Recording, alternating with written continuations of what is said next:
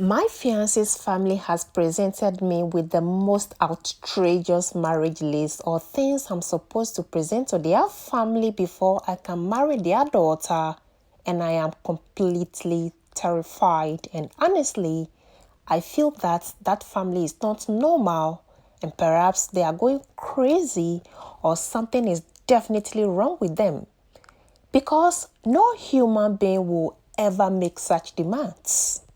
These are some of the things that I'm supposed to bring to their daughter and their family before I can marry their daughter.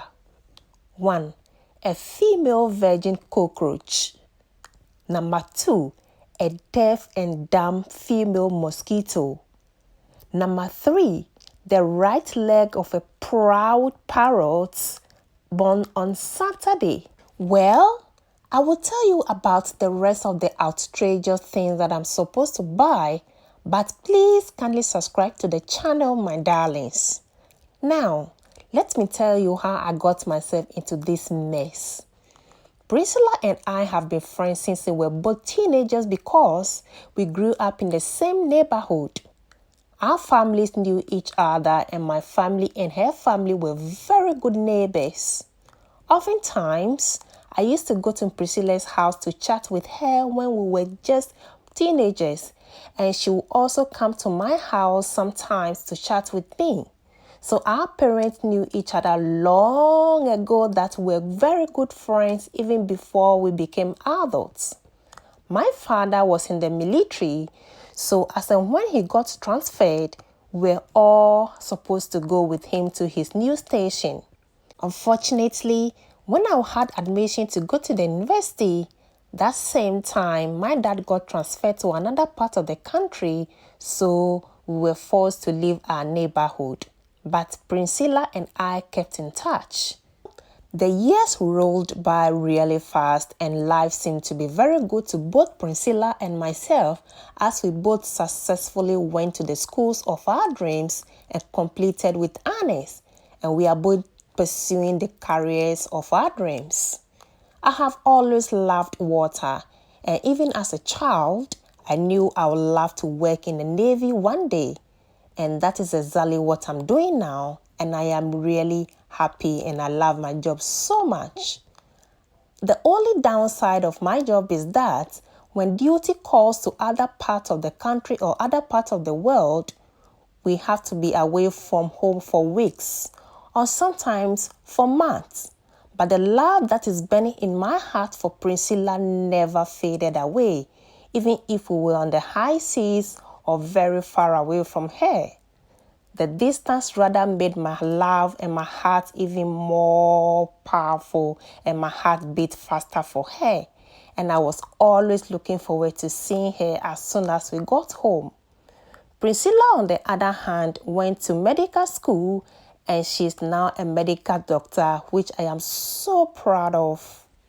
Last year, Priscilla and I decided to take our relationship to the next level. We decided to marry and start our own family, and I was particularly happy about this new chapter that was about to begin in our lives because I really love this lady so much. So I made an arrangement to meet Priscilla's dad to formally make him aware that I wanted to marry his daughter. The first time that I went to meet her dad, he was so welcoming and was really nice to me. He congratulated me on how far I have come as a young man who is doing so well for myself. So he gave me the impression that all was well and he would soon love to be my father-in-law. Then after our first meeting, he assured me that he would discuss my intention with his wife and other family members who matter and get back to me. But a whole 2 months went by and I didn't hear from him. So I went back to visit him again to remind him of my intentions to marry his daughter. During my second visit, I went with one of my uncles just so he would know that I was really serious about my intentions of marrying his daughter. During the second visit, He told me to be patient because his family was still working on the list of items that they are supposed to present to me, or I am supposed to present to the family before I can eventually marry their daughter. Then a few months ago, I had a call from my fiance's dad inviting me to come to his house to meet him. In fact, I was really happy about this call because I was looking forward to it. I then asked my uncle to accompany me to my girlfriend's father's house since this was just an introduction. Then when we arrived, we were warmly welcomed, and after exchanging pleasantries with my fiance's dad and two other elderly men who were seated in the hall, one of the elderly men asked me what I do for a living, and I told him that I am a marine soldier. He then smiled broadly and said, "Wow, that is fantastic. This means that you wouldn't really have any problems with the list we are about to present to you because this is meant for warriors and men with balls and not babies." I was wondering what he was talking about, but upon a second thought, I didn't really care at this point because I said to myself, whatever amount that was involved, I was really ready to pay the price just to marry the lady of my dreams and make her my wife, even if I have to break the bank for it. Well, I said that to myself. Then one of the elders handed me a piece of paper and said happily that, according to their tradition, the items on the list are the things that I'm supposed to present to their family. In fact, and these were just the initial items that I'm supposed to present to the family of my fiancé before they can proceed with the next step of any discussion about my intention to marry their daughter. So I quickly turned over the paper to read what was on it, and I got the shock of my life by what I saw on the paper. What? Is this some sort of joke or what? I politely asked the old man who handed over the list to me, but he replied with a broad smile on his face saying, "That was no joke, my son." And he said, "It is our custom and tradition of our people, not mine. So you need to present all the items on the list before we can proceed with the necessary customary marriage discussions." All this while, my fiance's dad just sat there without speaking or saying a word. Well, these were the items on the list that I'm supposed to present to my fiance's family before the family can accept me into their family, and then we can start discussing our marriage plans. 1. I'm supposed to present the left ear of an angry female frog. Number 2, the tongue of a naughty male lizard. Number 3, a deaf and dumb female mosquito. Number 4, the right leg of a proud parrot born on Saturday. Number 5, the teeth of a greedy dinosaur. And number 6, a virgin female cockroach. My goodness, I just shook my head in dismay. When I was done reading the items on the list, I then gently passed it on to my uncle who was sitting across the sitting room. When he was done reading it, he just looked at me with a dismay and a frown on his face. Then the old man who handed over the piece of paper to me told me that I have 3 months to present the items on the list, after which I will then properly come to them and then we can start the marriage discussions.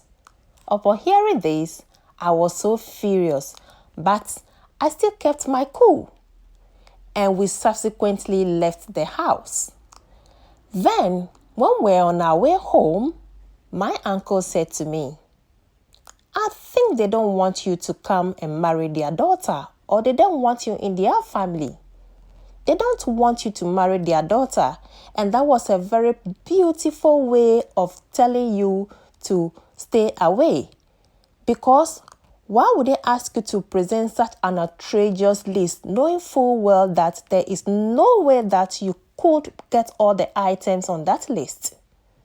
I think it's a nice way of telling you that they can't accept you in their family, or a beautiful way of telling you no. I totally agree with my uncle, but I really love this girl and I really want to marry her. I was just thinking, what kind of marriage list is this? Are we living in the Garden of Eden? Where at all am I going to get those items on the list for them? What kind of outrageous list is that? Are these people really serious? Well, I was so sad about the list that they had presented to me that I couldn't say a word while we drove back home. So when we finally got home, I began to ask myself a series of questions. How on earth will these people expect me to get a teeth of a greedy dinosaur in 2025? How? For God's sake, dinosaurs have gone extinct millions of years ago. So how am I even going to get their teeth for this family? And how would I even know which dinosaur was greedy to start with? And what at all are they going to do with those strange items? Is this old man and his family crazy? Or what kind of expensive joke is that? And how would I know what a deaf and a dumb mosquito look like? Or a proud parrot born on Saturday? This must certainly be a joke. But if this is not a joke, how on earth can I get all these items for this family? This is certainly the most outrageous thing that I have heard in my entire life. If this family doesn't want me to marry their daughter, they could have just said it in plain language rather than presenting me with this crazy and outrageous marriage list. Who even does that? But I still love this lady and I want to marry her. But this crazy marriage list is making me go crazy. Is there anywhere in the world where I can get these items to purchase? Somebody please help me. Is there any place in the world where I can get those items to purchase? Somebody out there, please help me, because I'm not giving up on my lady anytime soon. Wow, this is absolutely a crazy introduction marriage list from a family right there. Guys, is there anywhere in the world that this guy will be able to purchase those items? Or is there anywhere that he can get those outrageous items on the list so that he can marry the lady of his dreams? And now to our word for this story. Our word for this story is phantasmagorical. Phantasmagorical means very strange or weird, like something in a dream. For example, the marriage list presented to the young man in their story sounds completely phantasmagorical.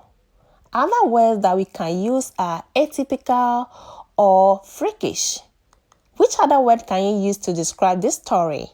Kindly write them in the comment section. And please also leave your thoughts and your opinion in the comment section. And please don't forget to watch my other videos as well. And please do well to subscribe to the channel for more videos. Thank you very much for watching, and let me know where you are watching from so that I can give you a special shout out. I'll see you in the next video. It's bye.